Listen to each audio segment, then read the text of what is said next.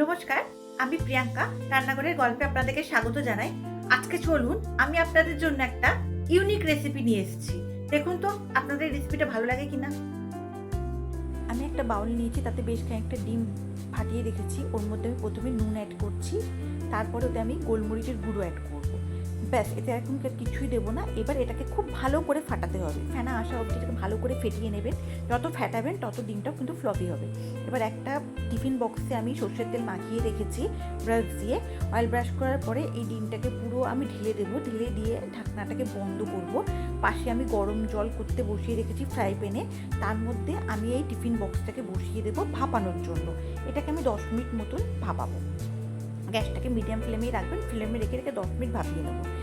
এবার আমি কিছু মশলা আপনাকে দেখাচ্ছি, যেটা পেস্ট করব। এখানে আছে টমেটো, আদা, রসুন আর কাঁচা লঙ্কা। এটাকে আমি পেস্ট করব। আর এখানে পেঁয়াজকে কুচিয়ে রেখেছি। দেখুন গ্রাইন্ডারের মধ্যে আমি আদা, রসুন, কাঁচা লঙ্কা আর টমেটো দিয়ে দিচ্ছি। আর এতে কিছু গুঁড়ো মশলা এড করব, সেটাও আমি দিয়ে দেবো একেবারে। তো এর মধ্যে আমি প্রথমে অ্যাড করব খানিকটা ধনে গুঁড়ো, তার সাথে অ্যাড করছি একটু জিরে গুঁড়ো, আর একটু অ্যাড করব লঙ্কা গুঁড়ো। আমি সব আজকে গুঁড়ো মশলা দিয়ে অ্যাড করলাম। আর এতে বেশ খানিকটা চারমগজ দেবো, দিয়ে এটাকে একটা ভালো জল দিয়ে ভালো মিহি পেস্ট করে নেবো।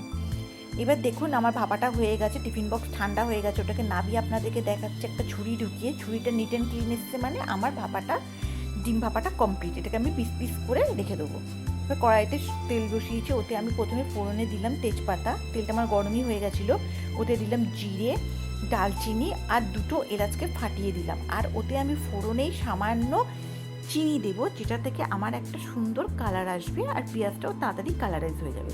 এবার আমি পেঁয়াজটাকে একটু নাড়িয়ে নিচ্ছি। এটা করে নিয়ে যে পেঁয়াজটাকে কুচিয়ে রেখেছিলাম, সেই পেঁয়াজ কুচিটাকে আমি দিয়ে দিচ্ছি রান্নাতে। পেঁয়াজ কুচি দেওয়ার পরে আমি এর মধ্যে একটুখানি নুন অ্যাড করব। তাতে কি হবে, আমার পেঁয়াজটা তাড়াতাড়ি সফট হয়ে যাবে। দেখুন আমি প্রথমে নুন অ্যাড করে পেঁয়াজটাকে খুব ভালো লাল লাল করে ভেজে নিয়েছি, আপনারা কালারটা দেখতেই পাচ্ছেন।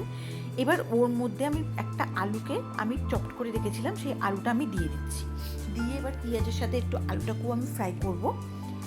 দেখুন ফ্রাই হয়ে গেছে। এবার আমি ওর মধ্যে প্রথমে অ্যাড করব হলুদ। একটা হলুদ দিলাম। দেওয়ার পরে এটাকে আমি নাড়ালাম। নাড়ানোর পরে ওর মধ্যে আমি অ্যাড করছি নুন। নুনটাকে দিয়ে এটাকে আমি একটু মিশিয়ে নেবো। মিশিয়ে নেওয়ার পরে এবার যে বাটা মশলাটা আমি করে রেখেছিলাম, মশলা বাটাটা আমি এর মধ্যে দিয়ে দিচ্ছি। দিয়ে আমি মশলাটাকে এটার সাথে ভালো করে ভাজবো। মশলাটাকে খুব ভালো করে ভাজতে হবে। তার মধ্যে আমি এতে একটু ইউজ করবো গ্রাইন্ডার ধোয়া জলটা দিয়ে দিচ্ছি। মশলাটাকে ওয়েস্ট করবো না তাই। আর একটু আমি কালারের জন্য কাশ্মীরি লঙ্কার গুঁড়ো দিয়ে দিলাম বেশ খানিকটা। দেওয়ার পরে এবার মশলাটাকে আমি খুব ভালো করে ভাজছি। আর এতে আমি অ্যাড করছি টক দই। টক দই দেওয়ার সময় অবশ্যই টক দইটাকে ভালো করে ফেটানো হয়েছে আর আঁচটাকে কমিয়ে রাখা হয়েছে। এবার দেখুন মশলাটাকে খুব ভালোভাবে কষানো হয়ে গেছে আমার। এতে আমি জল ঢেলে এটাকে এবার আমি ঢাকা দেবো আলুটাকে সুসেদ্ধ হওয়া অবধি। অবশ্যই আলুটা না গললে খেতে ভালো লাগবে না।